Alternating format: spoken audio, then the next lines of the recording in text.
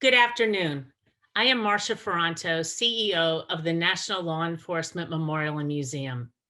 I am thrilled today to bring to you a program that we created hand in hand with one of our closest partners, Noble, the National Organization of Black Law Enforcement Executives. The National Law Enforcement Memorial and Museum prides itself on our alliances within law enforcement, which provide our audience with unprecedented access to subject matter experts who can share solutions and perspectives on any issue related to the law enforcement community. Today's panel includes law enforcement experts who represent diverse constituencies in cities and counties across the nation, and who have led departments through harrowing year on both public safety and social justice issues.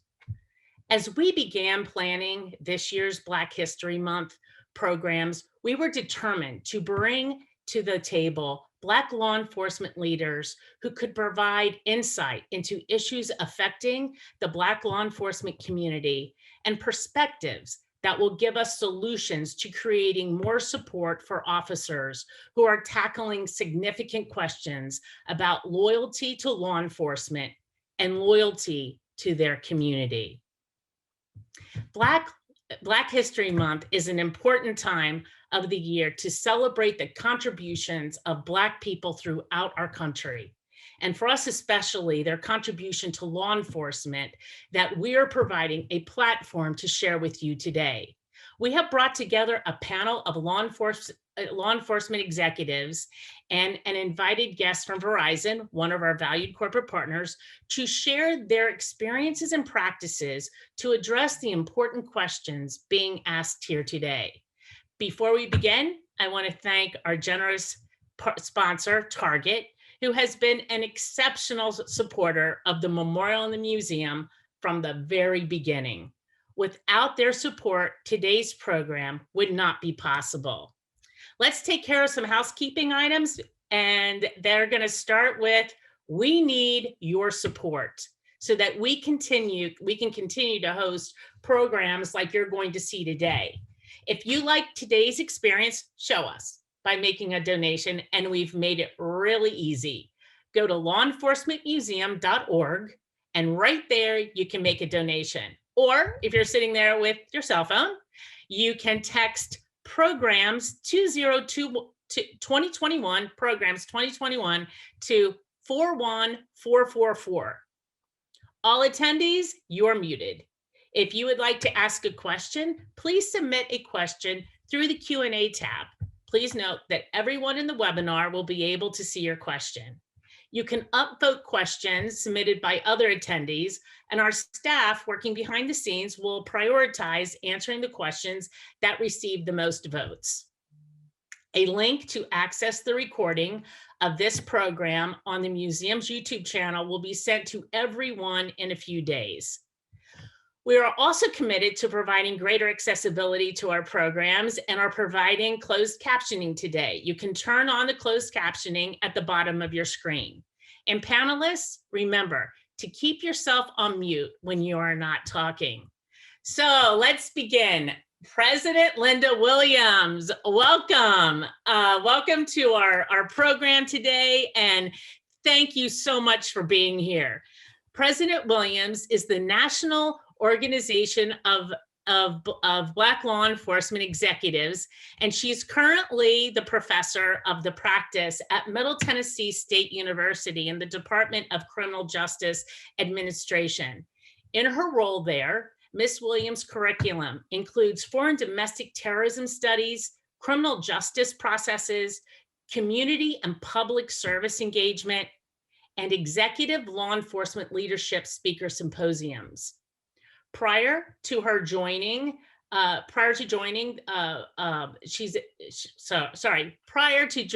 faculty of MTSU, Ms. Williams led an accomplished career as a veteran of the United States Secret Service from 1988 until she retired as Deputy Assistant Director in 2017. As president of Noble, Ms. Williams is focused on achieving the organization's goals through a three-pillar platform on police reform, gun violence, and voter engagement. President Williams, welcome. Well, Marcia, thank you very much. And thank you for partnering with Noble during this very moment in our country as we celebrate Black History Month. And thank you for co-hosting today's discussion. Noble is proud to stand with the National Law Enforcement Memorial and Museum as we navigate through the chronicles of the criminal justice system. As we watch the outpour of citizens exercising their First Amendment rights, the stench of systemic racism, and an enduring global pandemic, Noble continues to stand as the beacon of light in these unprecedented times. There has been no urgency more than the present to engage in these needed conversations. Noble's mission is to ensure equity in the administration of justice and the provision of public service to all communities, and to serve as the conscience of law enforcement by being committed to justice by action. Currently, Noble is engaged to uncover ways to support Black law enforcement officers, encourage new candidates, and to join a law enforcement agency to become guardians of their communities.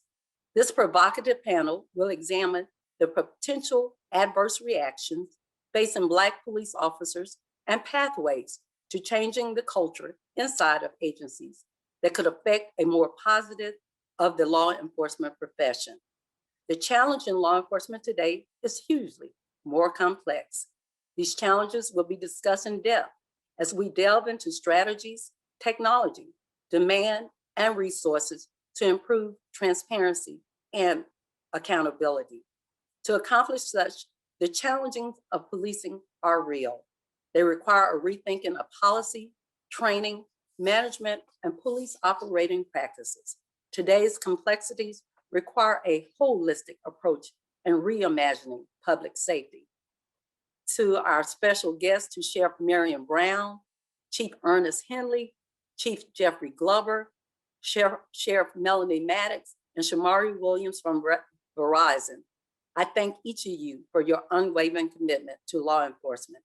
And to Dr. Lorenzo Boyd, thank you for moderating this panel as only you can. So on behalf of more than 3,800 members of Noble, we thank you for your continued support. My hope is that this forum will enlighten, inform, and challenge you. Thank you. Thank you, President Williams, and thank you so much for being here with us today. And it's great to see you again. Thank you. Good to see you. I would like to introduce our moderator for today, Dr. Lorenzo Boyd. Dr. Boyd is Vice President for Diversity Inclusion and Chief Diversity Officer at the University of New Haven. He is a nationally recognized expert in police community relations and an authority on urban policing. He is the former director of the Center of Advanced Policing at the University of New Haven, and his 14-year service as deputy sheriff in Boston, Massachusetts, informs his 20-year career in higher education. He brings research and theory into practice, making him a sought-after consultant, trainer, and speaker for departments and communities across the country. And that's right, we have him here with us today. He works with police leaders around the country to determine training needs and develops interactive professional development sessions that include real-life scenarios and role play. Dr. Boyd conducts professional development training with a central focus on building levels of empathy, lived experiences, and culture competence among police personnel. Dr. Boyd, welcome. Thank you very much, Marcia. Thank you for the National Law Enforcement Museum, and thank you to Noble. But more importantly, thank you to the panelists that are here to share their knowledge, and thank you for everyone that tuned in virtually through Facebook or other platforms. Let me first start off by saying that this panel is not like other panels that you've seen.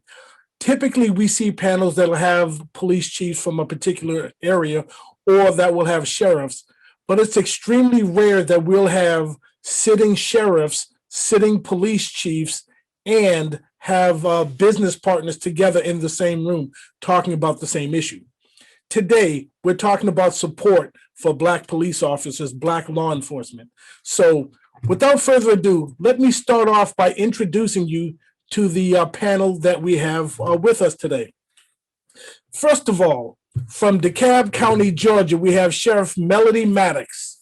Sheriff Maddox is the 50th sheriff of Dekalb County and makes history being the first woman to hold the office. As a 28-year law enforcement veteran, Sheriff Maddox began her career with the Dekalb County Sheriff's Office, going on to serve both the city of Atlanta and the Dekalb County Police Department. In 2008, she created the Public Safety Office for the Dekalb Technical College, now Georgia Piedmont Technical College, first serving as Assistant Chief of Police and subsequently becoming the college's first female Chief of Police. She left in 2013 to pursue election as the Dekalb County Sheriff in 2014. In early 2019, Sheriff Maddox returned to Dekalb County Sheriff's Office as the Chief of Administration. On July 1st of 2019, she was appointed as Deputy Chief, the highest ranking non-elected position in the agency. She was responsible for the planning and administration of the jail, the court, as well as field and training operations. Sheriff Maddox is post-certified and is certified as a defensive tactics instructor and received a certificate in hostage negotiation. Sheriff Maddox is the recipient of numerous community awards and has been recognized for her exemplary community service on the Trinity Broadcasting Network and the Ivy Leaf, the official magazine of Alpha Kappa Alpha Sorority Incorporated. She's been on local television and radio outlets, as well as being on the cover of numerous magazines and newspapers. In 2019, Women Looking Ahead magazine named her one of Georgia's most powerful and influential law enforcement officers. Ladies and gentlemen, I give you Sheriff Melody Maddox. Next, we have Sheriff Marian Brown from Dallas County, Texas. Sheriff Brown began her law enforcement career in 1988 with the Duncanville, Texas Police Department, and she was quite the pioneer, being the first African-American female police officer there. She rose quickly through the ranks. Her experience includes serving as the first line supervisor, formulating and supervising the community-oriented policing unit, and positions including crime prevention and community relations, patrol watch commander, criminal investigations commander, and assistant chief of police. Sheriff Brown holds a Master Peace Officer certification from the Texas Commission on Law Enforcement. She is a graduate of the International Law Enforcement Institute's Command College, as well as the FBI National Academy Associates Command College, and she received training in the special investigation topics, crime prevention, hostage negotiation, and she holds an instructor certificate. Sheriff Brown takes pride in using her expertise to educate the community and promote partnerships that foster genuine and positive relationships between the police and the communities they serve. Ladies and gentlemen, Sheriff Marian Brown. Next, we have Chief Ernest Findley of Montgomery, Alabama Police Department. Chief Findley Jr. knew as a child that policing would be his life's work. He joined the Atlanta Police Department in 1986 after serving in the U.S. Army and completed his college career at Rutgers, the State University of New Jersey. His years with the Atlanta Police Department introduced him to neighborhood policing, narcotics, sex crimes, the Red Dog Drug Unit, and community policing. He moved up in the ranks at Atlanta Police. He was promoted to sergeant in 1993, lieutenant in 1998, major in 2003, and became deputy chief in 2010. As deputy police chief, he served as the Field Operations Division commander and directed the largest division of the police department. In 2013, he commanded the Community Service Division in preparing and implementing short-term and long-term strategies for 4 sections of Atlanta PD's overall responsibility. Chief Finley was appointed the 13th Chief of Police in Montgomery on December 14th, 2014. Ladies and gentlemen, Chief Ernest Finley. And next we have from Tempe, Arizona, Chief Jeffrey Glover. Interim Chief Jeffrey Glover began his career with the Tempe Police Department in October of 1999. He has over 20 years of law enforcement experience. He has steadily worked his way through the ranks, serving the department in a variety of capacities. He worked as a field training officer, providing recruits with mentorship and insight into the department. He was a narcotics detective, crime prevention detective, media relations sergeant, patrol lieutenant, detention manager, acting commander, and acting commander over 21st Century Policing. He also served the department as commander over the Criminal and Special Investigations Division, to include homicide, narcotics, and SWAT, prior to his retirement from the department in February of 2020. But in October of 2020, he returned to the Tempe Police Department as the interim chief of police. From his rich work experience, Chief Glover has provided diversity training and firsthand knowledge of the African American perspective on community policing. He has emphasized promoting community involvement and education, and provides instruction on various topics including leadership, ethics and professionalism, team dynamics, fair and impartial policing, cultural awareness, and diversity. Ladies and gentlemen, Chief Jeffrey Glover. And finally, we're really happy to have our private partnership with Verizon. We have Mr. Shamari Williams, a managing partner of Verizon. Mr. Williams is highly skilled. He's a highly skilled visionary leader with over 20 years of experience as a coalition builder within the public sector and the private sector. He's been known for his exceptional team building and development, contract negotiations, wireless and wireline cross-team collaboration, customer service and retention, project management, and community relations. Ladies and gentlemen, from Verizon, Mr. Shamari Williams. Now, thank you, folks, for joining us. As I mentioned, we're going to do this round robin style. We have a series of questions that we're going to ask, and as we ask the question, we're going to have one person as a primary person to take the lead on that question, but then we'll also open it up to everyone so that everyone on the panel will get to be the primary person responding to a question. And we're going to start with Sheriff Maddox, because she has another engagement, so she's going to be leaving us a little bit early. So if we will, Sheriff Maddox, the first question is for you. Based on your ample experience, how much do you think communities of color support Black law enforcement, and does that support change based on major incidents? Thank you for that question. First of all, let me say thank you to President Williams, also to Noble and the National Law Enforcement Memorial for this candid conversation, and also thank you to you for moderating this. But to answer the question is, I think for the most part that communities of colors want to be a part of law enforcement. And unfortunately is that, you know, as Blacks in the community, there's a level of distrust there. And it comes from all the incidents that you see that have taken place over the past couple of months or even years. But understand one thing, this is not something that has just started.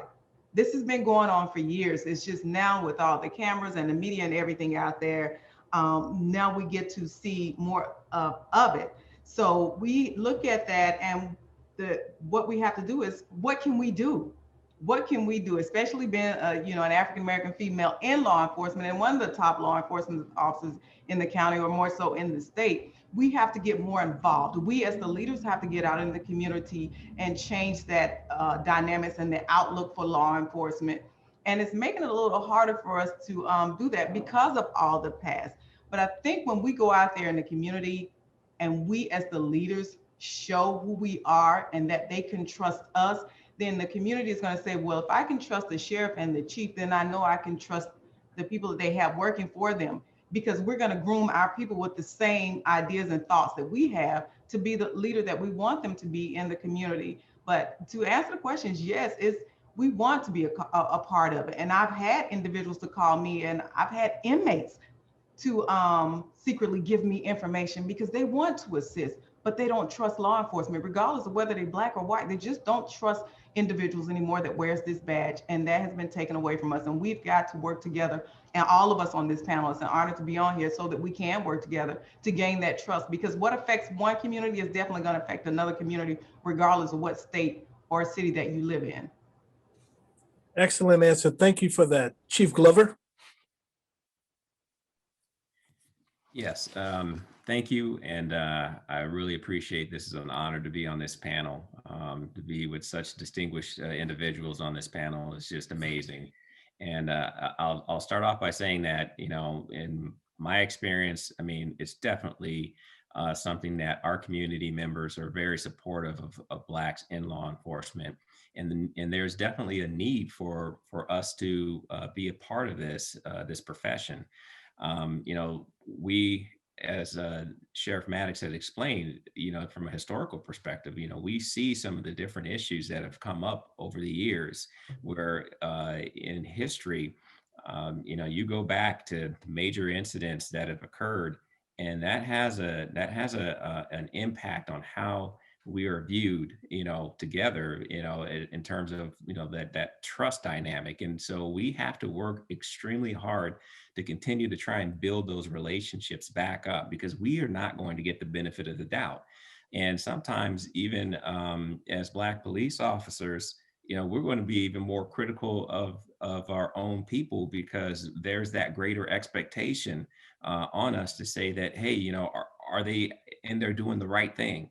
You know, are you setting that example? Are you leading by example and setting the tone for that behavior?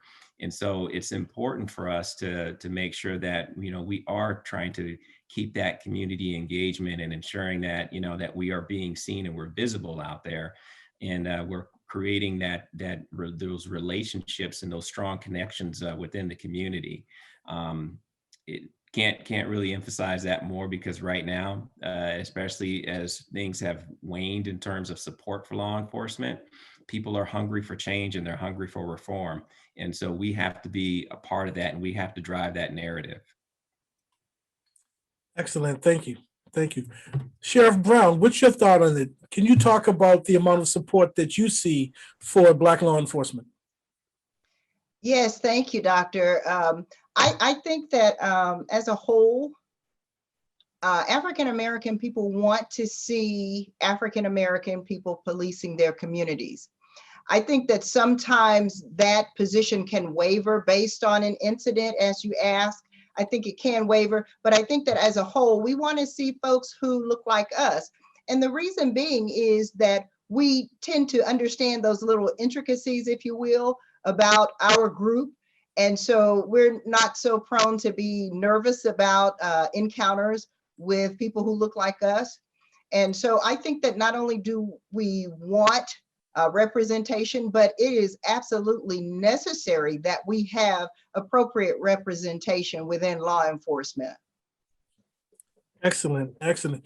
Mr. Williams, your perspective as a corporate sponsor, first of all, thank you and thank Verizon, but your perspective is a little different being outside of uniform. So can you talk to me about what you think you see as far as support for Black law enforcement? Absolutely. First, let me just start by thanking President Williams and to the Noble organization for inviting me. This is a very distinguished panel, and I am deeply appreciative to be part of this. And I will just say, let me also just start by saying, you know, Martin Luther King stated, the time is always right to do what is right. And I think this is a perfect time to really tackle this issue. So many things going on in our community. I'll tell you that Verizon's position and how we support law enforcement, particularly the Noble organization, is so important. Public-private partnerships are critical to enhancing and delivering the kind of community, the ability to drive trust, the ability to protect our community is super important. And that is the delivery of information and the many tools and resources that we deliver to law enforcement across the nation, both in federal and state and local, to help support that all-important mission. And I'll just say that the Verizon has a public safety outreach program we invested in well over 12 years ago. And that started, in addition to that, we also started over 11 years ago in supporting the National Law Enforcement Officer Memorial Fund and Museum, obviously the hosts here today. And we just believe it's so very important and vital to this community at large, to make sure that public-private partnerships are front and center to how we support the community. And so, for example, I'll also speak on the Fallen Officer Fund. This is one of those unfortunate ones, but it is so important because when an officer is killed in the line of duty, Verizon gives the beneficiary of the officer a donation. These funds are usually delivered to the family within 72 hours of the unfortunate and tragic deaths of an officer. Over 2.2 million has been donated to date. So we believe that this is really, really important to be there in support, not only in times of tragedy, but particularly in times of, when the sun is shining, right? Every day we need to be there front and center and doing our part to help deliver a safer community. And we are very, very honored to do that here today. Excellent. Great reason to support Verizon. So thank you for that. And thank Verizon for all that you're doing. Chief Findley, I'm going to bring you into this question. The question is, based on your experience, how much do you think communities of color support Black law enforcement? And how does that support change based on major incidents? Well, I think that they do. And the thing that as Black police officers, we got to stay in the mix. And so it's not a one and done. We got to constantly be in those communities. We got to constantly be in those churches, in those schools, good times and bad times. Good times and bad times. We got to show that we are professional and that we care. And we show that we care by being in those communities and really being a part of those communities. And so the issue that we do have is that when we have that us against them attitude, and we got to break that sense of us against them in those silos and really get engaged. And the thing that it resonates with me, being in Montgomery, that a lot of my officers are from Montgomery and they're from these neighborhoods. And when we have those crisis situations in those neighborhoods, we got relatives, we got families, we got friends, and that really helps out. And so you got to have skin in the game. You got to be committed to want to be around people that support and love you. But the mere fact that this is a predominantly Black community, Black city, that love goes a long ways when you provide that service, that professional service to them. Thank you. Thank you. Appreciate that. So the next question, I'm going to start off with Chief Glover. A lot of people talk about representation. A lot of people say that if we had more Black officers in Black communities, the problems would go away. So that's the backdrop of the question. In your opinion, do you think communities of color actually want more Black officers? Do they see that increased representation as the solution for crime fighting and better support of neighborhoods? And ultimately, should that be the goal of law enforcement? Well, yes. I mean, to simply put the question, yes, I do believe that we have to have more representation in that. I believe that within my community, within the Tempe community, I mean, we're a very diverse community. We have 195,000 people. We have one of the largest campus atmospheres with Arizona State University in the nation, right in the center of the city. So we have a very diverse city. And I think that we, in terms of the way that we approach this is from the hiring and recruitment standpoint, is that, we're trying to come to that place where we can mirror, what our communities members, our community members look like. And so we really are trying to be intentional in that. I think that there's a certain comfort level in terms of having more officers of color within the organization, and because of the community that we're supporting. And I believe that the community wants and has that expectation that we are going to bring in more officers of color into our agency. Now, this doesn't always translate into the feeling of safety and security for all of our community members in that aspect, that it also depends on what the culture is of your agency and how that's being led and what's being driven. And so, we're trying to create an environment that is very inclusive in Tempe and ensuring that everybody is respected and that procedural justice is at the forefront of everything that we do. I do feel that, our goal, our goal in law enforcement should be that, this basic principles of just, creating those strong relationships and community building should be always at the forefront of anything that we're doing. And because we don't want to be the come in and be an occupying force, we want to be able to represent the community that we serve and be good public servants. We don't ever want to just use the term Black community as a monolithic group, implying that all 45 million Black people in this country have the same identity. But with that in mind, Sheriff Brown, what do you think? Do you think communities of color want more Black officers? Well, and as I was saying earlier, I think that they do. I think it's important for us to build trust first and foremost. If we don't have trust, then it's very difficult for us to police our communities. And so if we have people who, as the chief has already said, if we come from the community, if we have investment in that community, then we're more apt to trust one another. And not only are we more apt to trust one another, but we can actually go into the communities and we can visit with those communities and not feel like those communities are thinking that we're unable to do what we need to do to police their communities. So I think it's important. I think it should be intentional that we are hiring people of color. I think that we should be intentional in our recruiting efforts.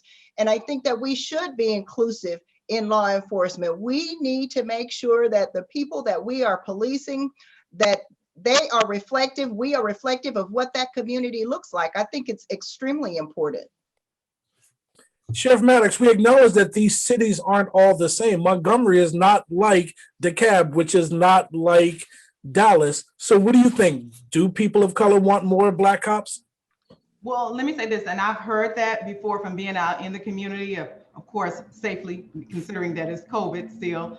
But I've heard that several times. They want people to respond to calls that look like them. Unfortunately, in an ideal world, that would be also great, I guess.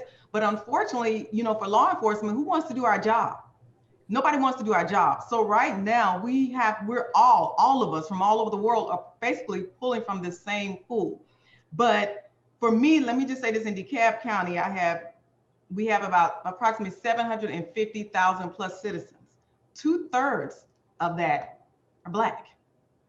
Now, where am I going to get the officers to fill all of 2/3 of that? But it goes back to, as all the panelists have said, let's get out in the community. It's about trust. It's about training. You have to train these individuals how to think, how to act, how to respond. That's where that cultural diversity comes in. The crisis intervention training comes in.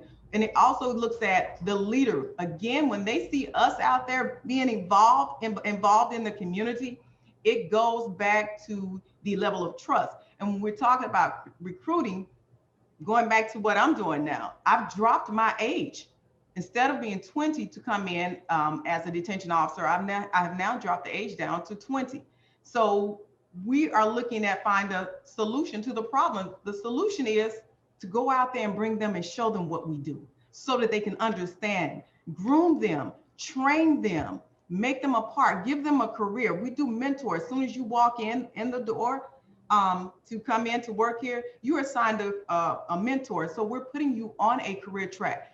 Here's the thing with the sheriff's office. So when you leave from here, should you decide that you want to go out and become a police officer with the police department from any municipality here in the state of Georgia, now they have gained an outstanding officer, because that officer has been taught how to talk to people, how to treat people, because it's so diverse. This jail has no discrimination on it whatsoever, and crime does not as well. So just to be clear, you dropped your detention age from 21 to 20?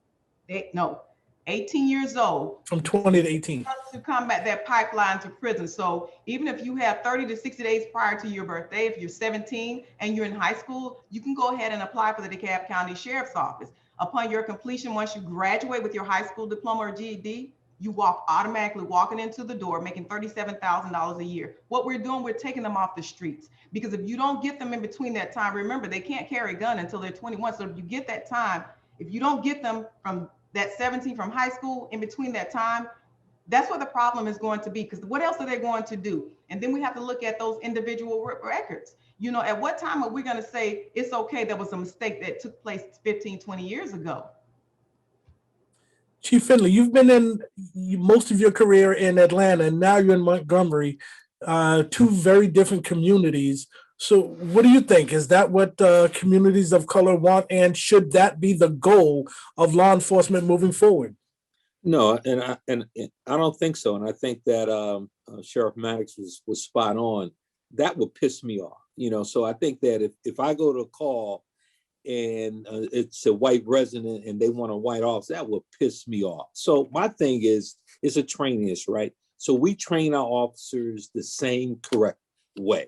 So black, white, Hispanic, doesn't matter. It's that training. So as long as we do the guidelines by our post standards and train officers professionally, I think that we're fine. I think that it's all about that engagement. It's all about building that trust and handling that call as professional as possible. So I stay away from categories like that. I think it's important that we as supervisors and as leaders monitor the way that we handle calls and the way we treat citizens to make sure that every citizen is treated with the utmost respect and that we have that follow-up with customer service. Dr. Boyd, if I could just add something, because I think there's so many points that are being made. You know, technology is a major bridge to really driving meaningful relationships with the community. Many of our youth are used to, you know, by the time they're like 8 or 9, they know how to use these things pretty well, right? So what's the way to connect? The way we connect is through technology in some ways, right? And there, of course, there's also just the plain old kinetic entry point to really driving a meaningful relationships and trust, building that trust, particularly with our youth. And I think that is essential in the recruitment efforts. But we also understand that we need to help be part of what do kids have to do? What are they learning? How are we contributing to their education, right? To build those pipelines and paths, to create paths for them for careers within Verizon, very lucrative careers within Verizon. So very similar to what's been described, we have a major presence around HBCUs and how we recruit, but also when we think about how we drive safety for our officers, Destination Zero. You know, officers need to know that there's technology out there that will help them, provide them with situational awareness, so that you know, obviously they're in it could be in a very dangerous situation, and that technology really helps to not only to drive safety, but also provide those meaningful bridges to the community. Absolutely. The technology is a major emphasis as we move forward, and technology is actually what's changing policing moving forward. So thank you for that. Dr. Boyd. Yes, please. Excuse me, it's Sheriff Brown. I want to say something in response to your last question. I don't want to leave the impression that I think that the African-American community only wants African-American officers to respond to their needs for police service. That is not what the question was. The question was, do I think that people, African-American people, want to see more representation? And yes, I do think that we want and we need and we absolutely should have more representation, but that's not to articulate that only African-American officers should be responding to African-American calls for service. I wanted to clarify that because I think there was a little disconnect somewhere in there, and I didn't want to leave that impression. So thank you. Excellent. That's a good point. And we absolutely were saying we're looking for representation, not that Black officers are better than white officers. That's not where we were going at all. We were just asking about representation. So thank you for that clarity. So as much as we're talking about Black law enforcement, we're also talking about communities of color. And a lot of times when we talk about the BIPOC community, there has historically been a disconnect between policing and communities of color, particularly with major incidents like George Floyd, Breonna Taylor, Ahmaud Arbery, Botham Jean. I can go on for an hour. And after each of these incidents, there's some sort of post-incident action that happens. The one thing we can say is right after the George Floyd murder, there was a lot of work with the community and the police, a lot of officers deciding we need to do things differently. So here's my question for you, Chief Finley.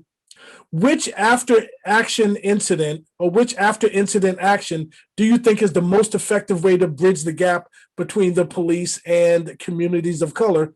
And do you think that the community responds well to these after incident actions? You know, and that's a good question. And I would say, and I think the way you started off, Dr. Boyd, is with the Tamir Rice, Gardner, Baton Rouge situation. And we can go on and on with these different incidents that happened within the last 10 or 15 years. It seems like we're kicking the can down the road, right? And so after these major incidents, we get together, we have these conversations, and it looks like things are going the right way. Then we go to court, what happens? And so again, when I think about the George Floyd in Minneapolis, you know, I felt the same way, right? But I think what happened this time, people are sick and tired of being sick and tired. Mm. And I think that this with the revision and with the movement, with all these protests, it makes you think you got to change. And so part of that change, and the reality is that the majority of these law enforcement agencies throughout this country still have those policies in place about the choking, about the restraint. They still have it. And so I think a conscientious department and jurisdiction will make some of those strategic changes when you have to reform those policies as to deal with restraints, to deal with the choking and make that happen. So that's the reality of Black law enforcement executive to make those changes.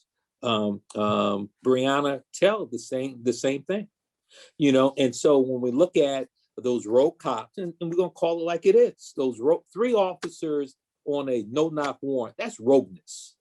That's crazy. So the policy and procedure, if you stick by that in the constitutional search and seizure, you should do fine. And so again, there's still agencies to this day is afraid to raise their hand and say, I'm gonna do away with no knock. And that's what you got to do, because what's more important, a body or property? A body is. And so you put yourself in that situation that you're going to kill somebody, and especially if it's not approved up the chain of command. And again, we got to constantly revise these policies and that temperature check. And so those major incidents or those temperature checks, and make sure that your policy and your department is on line with the best practices that you can possibly do.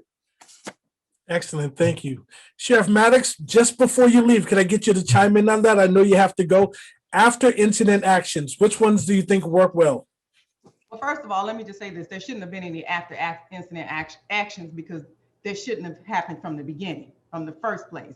We should have already had actions in place. It's about, again, going back, training your officers how to treat people, how to talk to people, how to respond to people, regardless of their color. It's about being fair. It's about not being afraid. It's about doing your job and doing it with the expectancy of excellence, accountability, and respect, as we have done here at the DeKalb County Sheriff's Office. However, the after plan, as some people say, go out and be involved in the community. I've been doing that. And that's not to toot my own horn or anything, because I saw this, because I had the opportunity to talk to those individuals in the community. Sometimes you have to listen to what people are saying and bring it back. That's why a lot of times we can't just sit here in this seat and give that glamorous life. We actually, as the leaders, have to go out and mix and mingle. We have to dance. We have to stroll, whatever it takes in order to hear what they're saying and bring it back. So an after plan is what it is. Did I have to come in and change my policy? Yes, I did, because again, I had been here a year. By the time I got sworn in, pandemic hit, I had to go into action on making sure that my inmates were safe. And number one, that my employees were safe, because if the employees are safe, I know they're going to make sure that the inmates are taken care of. So after action plan, before action plan, I believe in just planning. I'm very proactive and rather being reactive. I don't believe in that. I'm already planning as we speak, as I sit here. That's why I'm getting ready to get off of this one to go on another one, because I'm planning for tomorrow, the what if. I tell my whole team, don't just sit there and say, well, we don't know. No, what if? It's not that if, because it is. So let's go ahead and be prepared. Same way with the COVID, the pandemic. It wasn't if we're going to get an inmate with COVID. It was a matter of when we're going to get the inmate with COVID. And when we got the one, we knew there was going to be 2, 3, and 4, and we had to jump on it. So Thank you very much, Sheriff Melody Maddox. Thank you so much. And I have to jump off and get on my other one. They're already bugging me. Thank you for joining us. Chief Glover, you were in the middle of this. You were retired. You were a civilian and came back into policing to run a major department after this.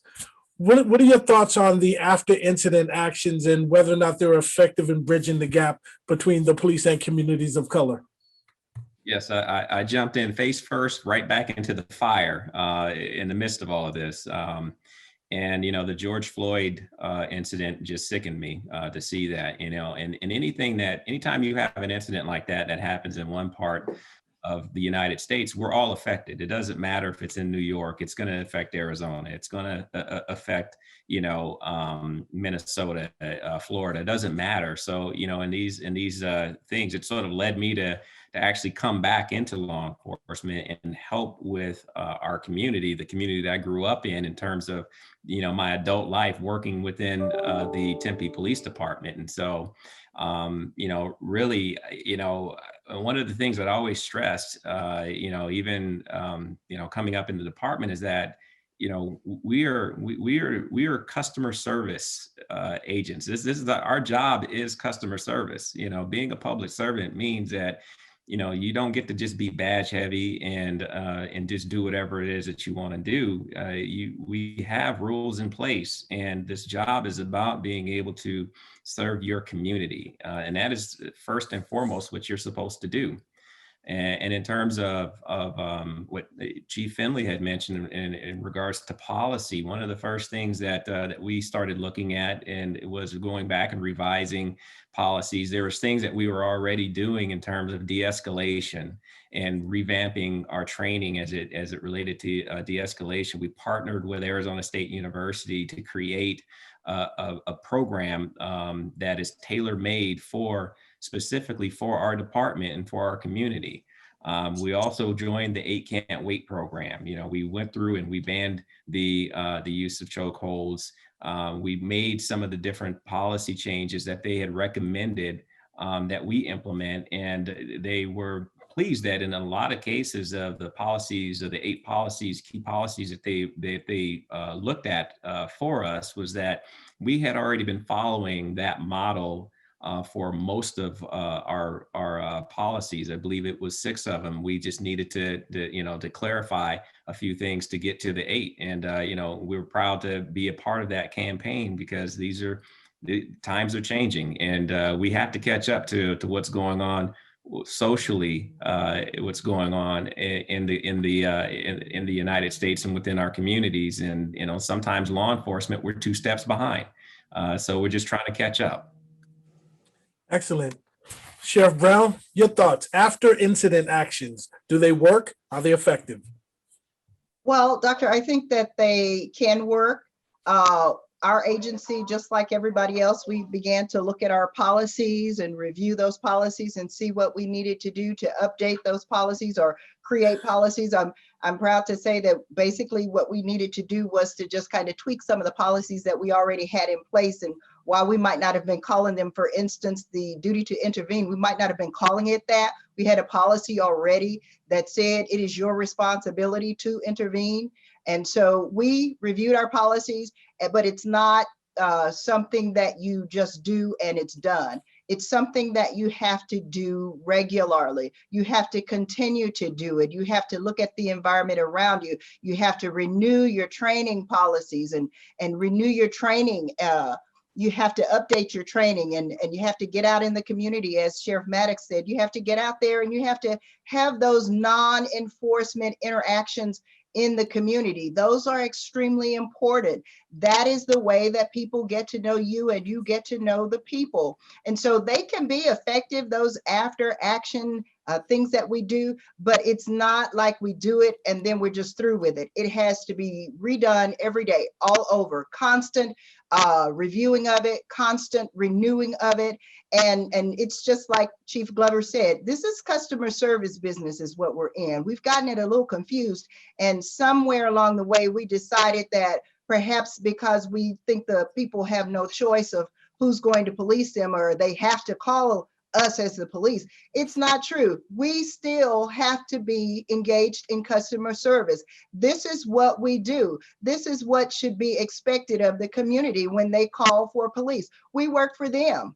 You know, you work the streets and you hate to hear that person say, well, I pay your salary. Well, most certainly you do pay my salary, but besides you paying my salary, I should remember that you are a customer and I am a customer service representative. So I think that they can work. I think they have to be demonstrated by the head. And again, it's not just a one and done.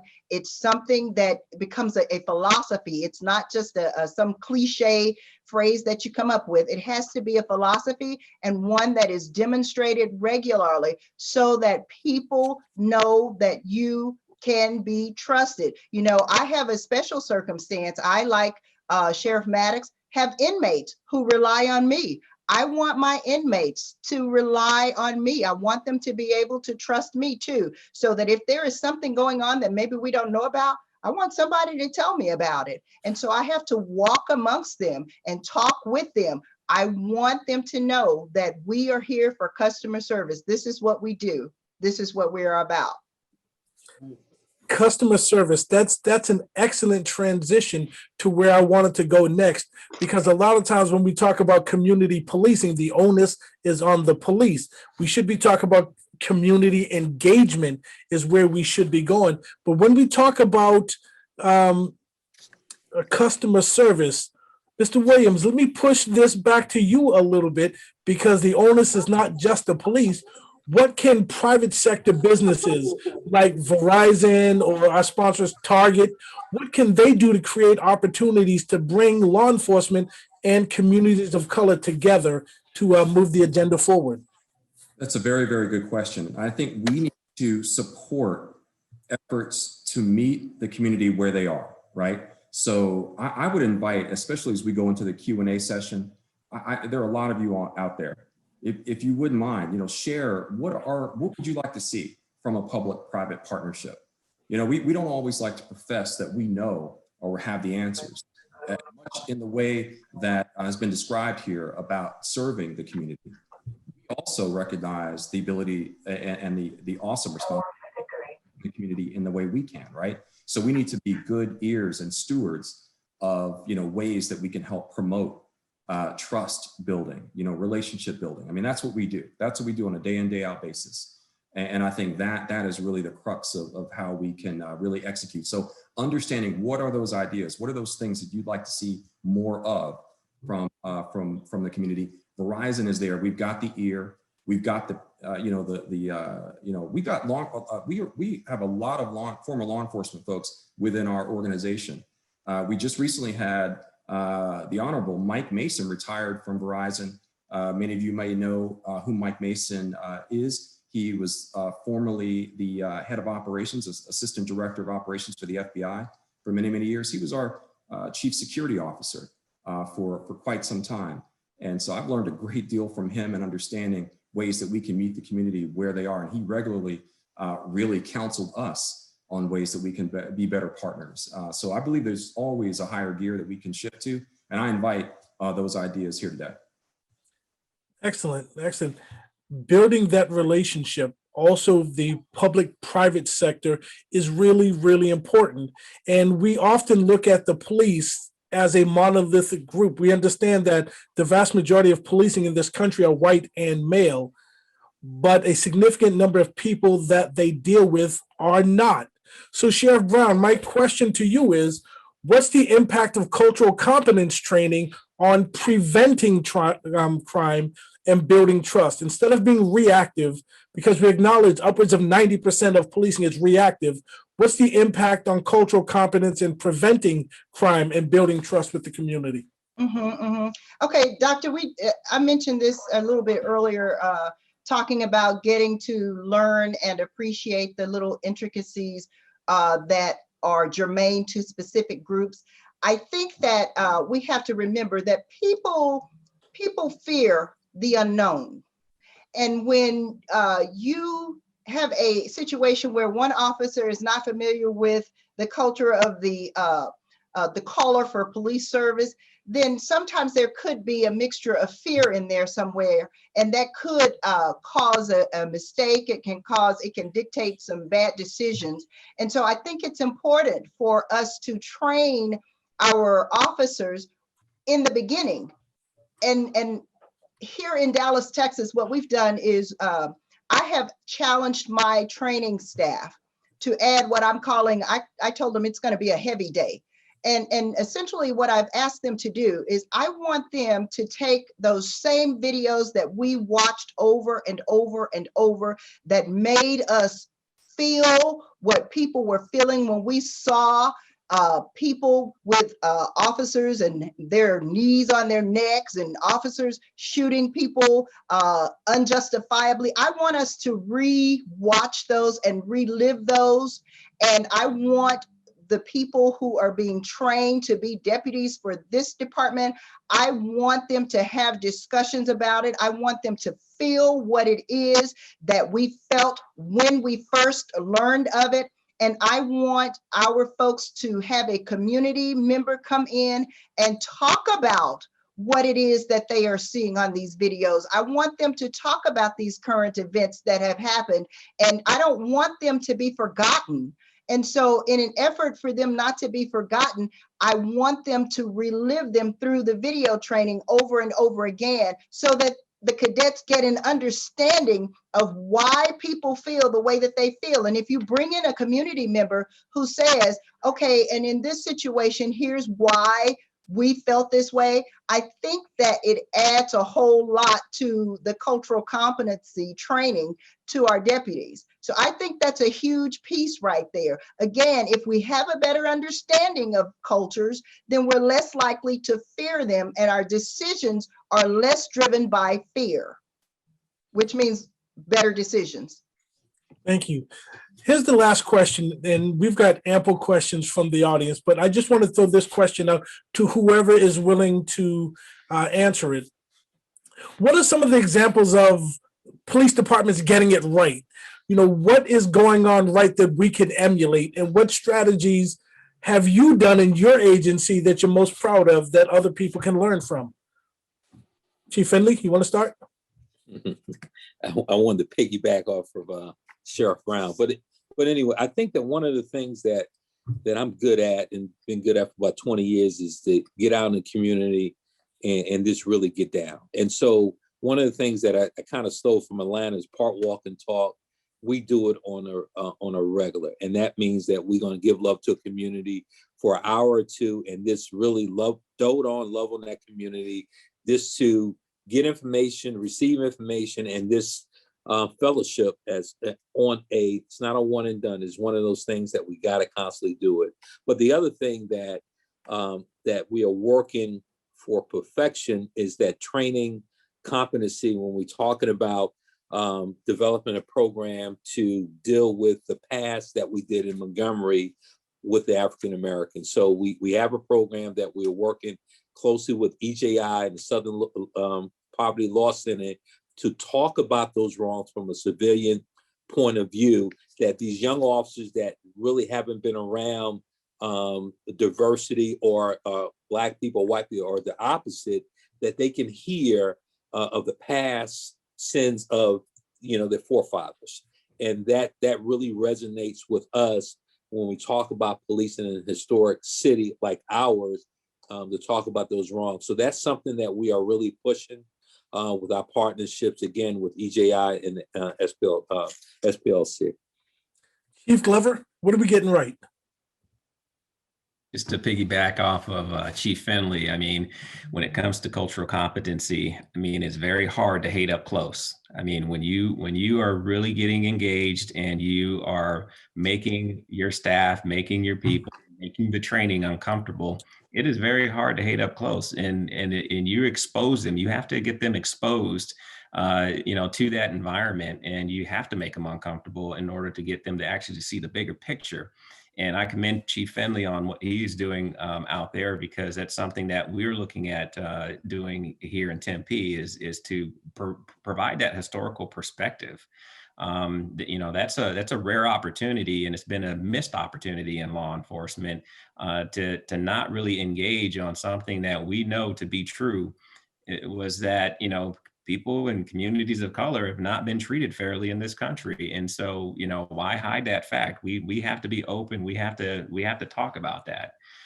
Something that we've recently done that I'm most proud of in Tempe is we recently finished up our mayor's public safety task force, which again, it was conversations that were extremely uncomfortable, because we had everybody from Black Lives Matter to Lucha to all of the different activist groups that we engaged with conversation and let them just sort of, we peeled back the scabs and all the scar tissue and let it all hang out. And they really gave it to us, but we got a lot of great information out of it in terms of recommendations that we'll be able to utilize and implement within the department's strategic plan in the future. So, these are things that you have to do. Sometimes you have to, tear down some of those walls and bring people in that you normally would not speak to in order to actually move the dial forward. Mr. Williams, what do you think the police are getting right? Well, I believe I see a more intentional effort to really build the bridge in the community. I will say that recently during this pandemic, we had to really step up and help, the police community really police in a different way, right? I mean, they're trying to stay safe. All of you are human beings, right? We're all trying to stay safe in this pandemic, right? We need to protect our families as well. So, just being out there to assist when needed, answering the call at 8 o'clock at night or 11 o'clock at night on a Saturday, whatever it takes, just being there and standing side by side with our law enforcement, community is super important. We know that it will obviously materialize in a positive way out in the community at large. So, just being there, being responsive, and, just willing to listen and execute and make the right calls. Sheriff Brown, you get the last word on this question before we go to the audience. What are we getting right? What can we emulate? Well, I think that the things that we are getting right is what I just talked about, and that is for us to not forget and not allow those who are coming behind us to forget. It is our responsibility as leaders to make sure that those who come underneath us do not forget why we say what we say, why we do what we do. I have a saying that just because I say that Black Lives Matter does not mean that I don't believe that Blue Lives Matter. It's not like I have to choose between. I mean, both lives can matter, believe it or not. And so I think that when we get out into the communities and we visit with our communities, Dallas County is a county with 2.6 million people. And we have some 32 cities within our county. And even with having 32 cities in our counties, we have unincorporated areas that our deputies have to patrol. We encourage our deputies to go out there, and regardless of what folks look like, go out there to those areas, because most of them are underserved communities.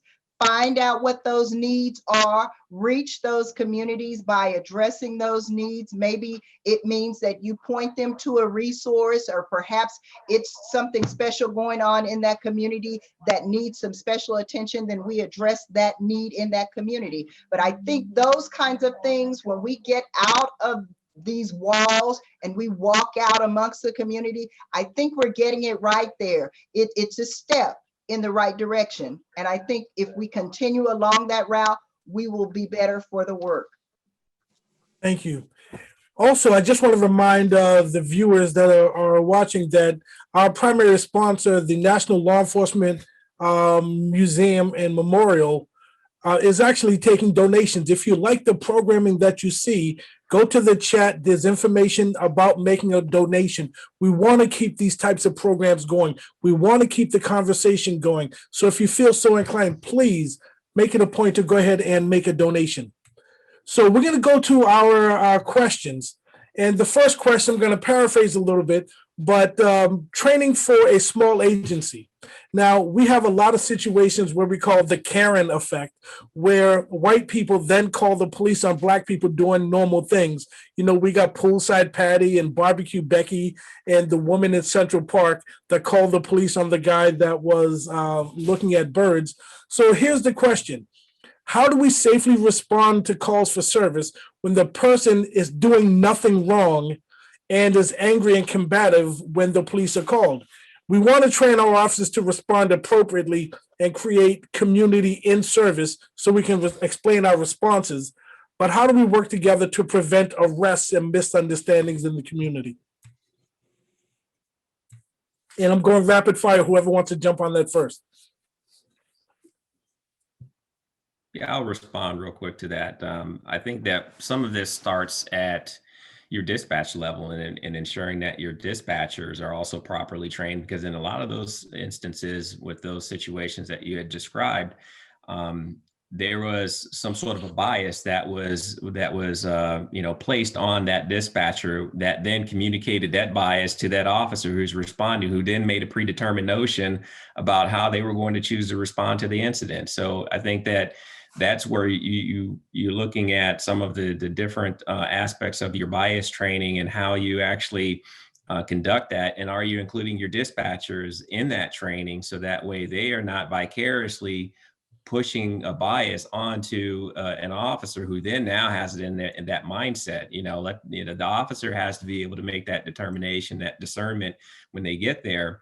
But I think that's sometimes one of the important aspects that's missing is that you don't include some of your civilian staff in the training as well. And one of the things that we're currently doing is we're also sending our dispatchers through de-escalation training that's specialized for dispatch, just so that we have that clear understanding of what that expectation should be and how they should be conveying that message. Chief Finley, how do we police the Karens of the world and convince the people of color that the police are calling on them? How do we build that relationship? That is a kind of a part two, and you handle the call initially, and then we got to do a follow-up and have more conversation, because as Chief Glover indicated, is that we just got to take the time and really discern that particular call. And so the Karens of the wall, those individuals that may be a little off the rocker, we just got to kind of try to have a normal conversation with them. But it's going to be very difficult at that point in time to reason with them. So we just got to have to do a wraparound and another follow-up with them just to clear the call that particular day. But we got to figure a way to how do we do a follow-up on that so they can have some understanding, because you got two polar opposite. You're not gonna make a determination. You're not gonna change their mind at that point in time. Just kind of let them know that it's not a crime, and then I get back with you later. I know I didn't handle that call, but no. The next question, I'm going to start with Sheriff Brown. The next question comes from Eric. He's a 26-year Black law enforcement officer, and he's asking a real heartfelt question. How can someone get a dialogue started about Black law enforcement among their coworkers, especially with the climate going on in the country right now? Okay, I think you just have to have the courage to do so. You just have to be the one who's unafraid to step up and initiate that conversation within your agency. Not to say that it's going to be easy. It's not going to be easy. And let me share a quick story with you. As the only African-American officer at a small agency prior to coming to Dallas County many years ago, I was a sergeant, and I was a young sergeant when the call came out for a suspicious person. And the only thing that could be articulated in the call was that the person, it was a Black guy and he was in a neighborhood, and the person who was calling hadn't seen that person in their neighborhood. And so they called on this young person. Well, as a young sergeant, I'm trying to make good choices and good decisions and trying to make good decisions concerning the minority community. And so when the call came out, I had to find the courage within myself, within my law enforcement agency. I'm the new rookie sergeant, but I had to find the courage to say, get on the radio and say, okay, can you articulate, can you have the caller articulate what it is that the person is doing? That's what's suspicious. The activity is what is suspicious, not the person. So please ask the caller, what is the person doing? And before I knew it, that became the norm for our agency on calls that previously would have just been responded to with no questions asked. The caller says, there's a suspicious person in my neighborhood. Why are they suspicious? What are they doing? You have to have the courage, and you have to just start that conversation within your agency. You have to be the one to do it. You can't stand by and wait for somebody else to do it. You have to make the decision to do it. That's why you were placed there. That's why you were called to whatever agency you are working, serving in. That's why you were called there, because it's your turn. It's your time to have the courage to initiate the conversation there at your agency. All right. The next few questions I'm going to ask kind of in rapid fire. I'll assign it to one person. If somebody else wants to chime in before I move forward, feel free. There's a lot of people asking questions about recruitment. Lori, Darren, several other people are asking, what are the best practices for recruitment and retention of underrepresented people in law enforcement? Chief Glover. Yeah, so recruitment in law enforcement, that's always going to be difficult, especially in these days and times. So you have to be very creative, and you have to, just try and figure out, the different ways of how you can reach the population and the people that you want to reach in order for them to come into the profession. And there's an onboarding to that. And I'll get into that. But one of the things that we started doing is we started working with a marketing company that was able to, pinpoint, the individuals that we wanted to actually come to the table. So we wanted more females, we wanted more African Americans to come to the table. We started working the whole Google Analytics and being able to, pinpoint who is actually paying attention to Arizona law enforcement. So that way we can try and capture those people and send the recruitment brochures out to them and make sure that, just like when you go on shopping on Amazon and you look for those pair of shoes or Macy's or whatever, and you have that pop up on the side of your screen when you're scrolling through you're on the internet, on the web browser. Well, we want the Tempe Police Department popping up every time that you go scrolling through looking at something for law enforcement. And so that, we had to try and get a little bit creative in how we approach that. But the other side of that is that retention part. That's tough, especially at this moment in time. And so one of the things that I did, coming into the department is I'm looking at the environment. I had to take a hard look at, the agency that I grew up in, and I'm looking at all the, photos on the walls and everything. And I'm having a Spike Lee moment because I'm like, there's no brothers on the wall. None whatsoever. Because, not until 1979 did we not have our first Black police officer that was hired on, and they had all these historic photos. And so now what we're doing is we're going through and we're trying to make it more inclusive, because the only photos that were on the wall were white people. And that plays a significant psychological, effect on the people that are working there. If you want people to be comfortable and you want to set that tone, that environment, then you have to make those changes. And so having a strong mentorship program and the onboarding of people, making sure that they're getting the training, the mentoring, they're having that go-to person, that's important, as well as their mental health and having a good, strong peer support team. That is another piece too. And if you want to keep people, you got to keep them sane, and that's an important part. Mr. Dr. Williams, Quick. no, please go ahead, Chief. Yeah, on the recruiting, since COVID hit, we was really identifying a lot of HBCUs, and in the South, the southern part of the United States was really targeting the Mississippi, the Louisiana, and part of Georgia, just to go out to those hard-hit areas as well, and just to kind of incentivize anything that we can bring to the table. The retention part is always going to be a challenge with a lot of competing agencies throughout this part of the country.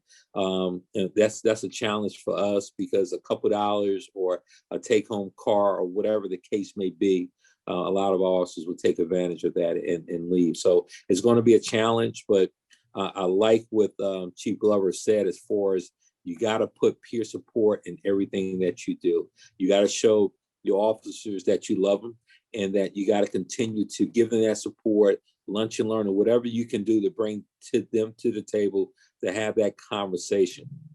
And on that last question with Sheriff Brown, I wanted to jump in. She's absolutely right. You got to take the lead. And every 6 weeks, I have a tough conversation with my officers. Whatever you want to talk about, let's have that discussion. If it's Black issues, if it's white issues, whatever those issues are, you got to put yourself in that position to have honest conversation with your folks. Mr. Williams, you must be facing that at Verizon as well. Are there synergies that policing and law enforcement can borrow from the private sector? Most certainly. You're speaking about recruiting, right? So we're on the subject of recruitment. So, as I mentioned, and here, the example of middle of a pandemic, my doorbell's ringing, I have no idea who's there. My doorbell never rings. So why would I do that now? Anyway, so from a recruitment perspective, I will just say that we are, again, very much at the HBCUs. We have internship programs that exist. And that program starts around November, at least the process of the internship starts in November. There may still be opportunities though. So if there are ideas, or if there are different partnerships for recruitment programs out there that you'd like us to take a look at, please email me. Dr. Board, should I give my email address now, or is there a way or mechanism? Why don't you put it in the chat? Okay, I will do that. I'll put my email address in there. I have been addressing some requests for public-private partnership points of contacts, one in Arizona and several others. So I'll put my information there. Please reach out. Happy to connect you from a recruitment perspective. I'll certainly make introductions if needed. In addition to that, different public-private partnership programs or that people have put in the chat box there. Happy to make those introductions as well. So I'll indicate my information, and happy to step in. A good place to start is, in fact, with HBCUs. When I was at Fayetteville State University, we were embedded with Fayetteville Police. Chief Hawkins down in Fayetteville doing great work. When I was at UMES, I tried to explain to a lot of the kids from DC and Baltimore that were anti-police that go in, if you don't like what they're doing, go and be part of the change. Be the positive change that you want to make. Yes. So the next question, I'm sorry, Mr. Williams, okay. The next question comes from Brian, and it's a good question. It starts with Pillar 1 from the President's Task Force on 21st Century Policing. And as we know, Pillar 1 is building trust and nurturing legitimacy. We know that's the foundational principle in the relationship between the police and the community. But the question is, how do you, as Black officers, Black commanders, Black command staff, how do you navigate the challenges of both internal legitimacy within your department, but also external legitimacy in your community? How'd you address it? How'd you overcome it? Chief Glover? Yeah, so part of that is that procedural justice piece where you're giving that community a voice, where you also have to give your internal staff a voice as well. They have to be completely on board, and you have to get their buy-in. And the hard thing is sometimes sitting there having those hard conversations, but you have to actually be an active listener. You have to listen to what they have to say as well, because they have, they're going to have their opinions, they're going to have their concerns, but you have to be able to, be that leader and stand up and be able to, have the deep dive, hard conversation with your staff in order to make sure that they understand that they're being supported. But at the same time, it's re-engaging them with that philosophy of customer service and understanding that we are doing this because the community allows for us to do this. They give us the authority to go out there and police our own community. And so that's something that they have to remember. And so once you engage them in that, it sort of starts to take care of itself in terms of them, wrapping their mind around it and understanding it. One of the things that I have recently done here is something that I've seen done in many corporations, is created an employee advisory group. We had this public safety task force, and I have a chief's advisory board that's being formed. Well, it was just as important to make sure that the employees had their own advisory board, so that way they can speak directly to me. It's not a situation of, playing the telephone game, by the time it gets to me, information that it's all polished over or whatever, or it never gets to me at all. I want to have direct contact, and they respect that. And I think that's the big thing, is being able to have that open line of communication where they feel comfortable enough to have real dialogue with the chief, and know that hey, you're being supported, and what you say to me is not a situation where you're going to be disciplined or something of that nature because you don't agree with a particular philosophy. We can agree to disagree, but you're still going to do your job. Chief Finley? Yeah, Doc, on that too, I think that Chief was spot on. And what I look at is, go back to that policy. You got to follow policy. You got to treat your citizens with respect. The police department and my command staff and supervisory staff, they got to do relentless follow-up on those calls that we get, those complaints that we get. We got to investigate them. We got to make a determination of what took place. And again, part of that relentless follow-up is get back and have that conversation with those individuals. And what's important with that first pillar is about trust. And so you got to have that, regardless of that conversation and how hard it is, you got to have that understanding. At the end of the day, we can have a balance and a difference of opinion, but at least they understand where you're coming from, that you're following the guidelines of what we govern constitutionally.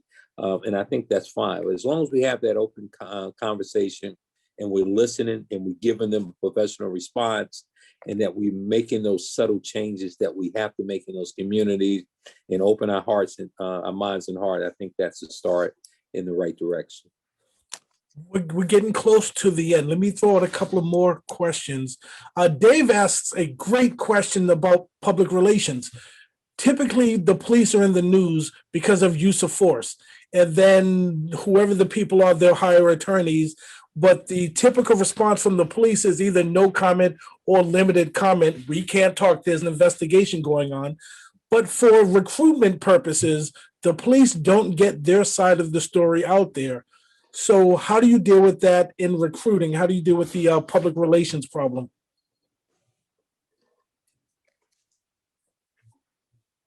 Chief Glover? So from a public relations standpoint, we're horrible at telling our own story, let's be honest. I mean, we really could do a much better job, but I think that, that's where, you look at it in face value. We are police, we're not geared towards at times telling our story in a way that, is that's going to be, I guess in a way that really is going to reach out and touch people that the way it needs to. And sometimes I think that's a struggle, and that's, you have to have a very strong relationship, ensure that, you're conveying your message and that you're telling your story, that narrative is coming across correctly. Because you can guide that narrative and the story and tell the story the way that it needs to be told and keep it factual, whether good, bad, or indifferent. but it's the way in how we do it and how we present that. And sometimes it's lacking. And I think that that's something that we're always struggling with, you know, and until you get like really good people in place that that manages that, like, you know, we've been, you know, looking at that ourselves, just, you know, how do we improve in that area? And do we go out and we get a company that helps us to do that? Or is it just, you know, better training with our media relations group? I think that's sort of always going to be one of those situations where we're always going to be looking for the proper answer and finding that balance, because at one point in time, I felt that we were really spot on being able to do that, but it's also very easy to shift back and revert back to the no comment and circle the wagons, and we're not really giving the public the information they need. So Excellent. Doc, real quick on that, and again, that social media piece, get that first bite of the apple, give them the facts. Don't be afraid to give out that information. And I think that law enforcement for a while has been reluctant. It is what it is. Social media will beat us up. And so you put that piece out, and then you talk with the media one-on-one. You just have that discussion. Again, you're not going to give them the whole playbook, but you got to tell them what you're doing based on the factual things that we as law enforcement encounter. Social media is an asset that we should be using more often. So I'm going to throw out this last question. All four panelists will get a chance to answer this, but I just want to again remind people that are watching, this is brought to us by the National Law Enforcement Museum. So jump into the chat, get the information, feel free to make a donation to the museum, and that'll help us continue these conversations. And a big thank you to my people at Noble that joined in and partnered with this. So the next question, we've talked about diversity and spent a lot of time talking about race and ethnicity. Now I want to jump over to gender diversity, because Chris asked a great question, because a lot of studies show that when we increase the amount of females into policing, the use of force reports decrease, the abuse of force reports decrease, and when we control for time on the job and rank, female officers still make the same amount of arrests but have fewer complaints. So, Sheriff Brown, how do we start off by getting more females into law enforcement? Well, I think that you have examples such as myself and Sheriff Maddox get before our communities and remind our communities that we were once little girls who grew up in a community, and this is where we are now, and that if that's something that we can do, then certainly they can do it too. One of the things that we're doing is we're going to start a track here with one of our local high schools and try to gear folks toward law enforcement. In particular, I mean, we're male and female, but in particular, we're seeking those young ladies who have an interest in law enforcement. I have over 1,300 detention service officers, and the vast majority of those officers are females. They are women. And so we try to put those people out in front of the community so that the community sees that these are females from this very community who are able to do these jobs. And we encourage them. We just want them to be able to do the job. And we want to encourage them that if we can do it, they can do it too. And you're right. You know, you're right. I'm more apt to talk my way out of a situation before I have to get into a hand-to-hand combat with somebody. And we know that to be true across the board. Mm-hmm. So I think that it's great if we can get law enforcement to be inclusive of not only people of color, but gender-wise as well. If you can do the job, we invite you to come on. Rapid fire answers, 30 seconds or less. Chief Glover, how do we get more females in law enforcement? I think Sheriff Brown just basically put it out there and explained it and did a great job. I mean, when you look at it in terms of, you know, the communication style that females have when they're out there in the field, better job at de-escalating. They naturally do that, and so we're trying to do is we are always actively trying to recruit for more female officers, partly because of that. And just as we talked about inclusion, and I talked about it earlier in one of the questions, is that inclusiveness, it means that we bring more females to the table because we need their perspective. Chief Findley, 30 seconds or less. How do we get more females? Well, we don't have that issue. We just graduated class 18. About 12 of them were females, and we hire a lot of females. And the thing that I will tell you is that we talk about retention, they stay. And so whatever we're doing, maybe it's my good looks, I don't know. Whatever we're doing, we got to keep it up because they are good employees. And like Sheriff Brown said earlier, is that they are good talkers and they know how to de-escalate situations a lot quicker than their counterparts. So it's part of that training as well. Thank you. Mr. Williams, you get the last word on this. How do we recruit more females? Well, I'll tell you, Verizon places a significant amount of emphasis in this area. We have a program called the Women of the World, in which we are targeting increasing our women in leadership by up to 35% or more in the next 3 to 5 years. We started this 7 years ago, and we are well ahead of the goal. So there's a lot of effort there. We believe that obviously how we reflect in the community, both the constituency as well as law enforcement, will help to improve and help obviously the effort that each of the leaders here on this panel have discussed. Thank you very much. Thank you to our panelists, Sheriff Brown, Chief Glover, Chief Finley, Sheriff Maddox. Mr. Williams, thank you so much. Big thanks to President Lynda Williams and Dwayne Crawford, and a huge thank you for hosting us. National Law Enforcement Museum, thank you so much. Marcia? Dr. Boyd, and thank you for ending with that final question, because our next program on March 25th is focused on the positive impact women have on the profession of law enforcement. So ding, ding, ding. Thank you very much. And I would like to thank our esteemed panelists, again, Dr. Boyd and President Williams. We hear you loud and clear. We need to build trust. You have our commitment here at the National Law Enforcement Memorial and Museum that we will continue to offer programs focused on helping to build trust between communities and law enforcement. Our focus is to keep law enforcement safe and keep names off the memorial wall. Safer communities equals safer law enforcement. We are committed.